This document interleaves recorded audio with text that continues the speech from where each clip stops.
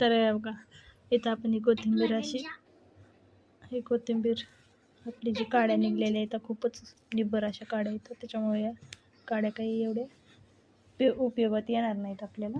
आणि ही अशी अशी छान अशी निसून घेतली पहा, किती हिरवीगार अशी कोथिंबीर आहे.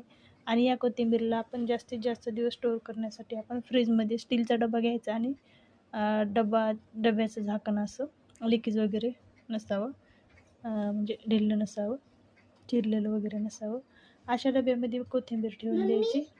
जर कोथिंबीर अशा डब्यात ठेवली तर फ्रीजच्या खालच्या कप्प्यामध्ये, एकदम खालच्या किंवा मधल्या कप्प्यात त्याच्यामध्ये ठेवायची. एकदम वरच्या कप्प्यात ठेवली तर फार थंड होऊन पाणी सुटतं याला.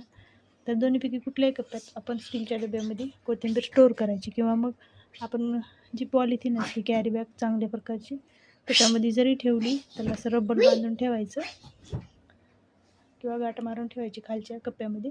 तरी पण अशी छान छान अशी निवडून ठेवली की कसं आपण ज्यावेळेस भाजी करतो पटकन अशी घ्यायची, थोडीशी जेवढी आपल्याला लागते तेवढी स्वच्छ धुवून घ्यायची, 2-3 पाण्यानं स्वच्छ धुवायची, बारीक चिरून टाकायची फोडणीला.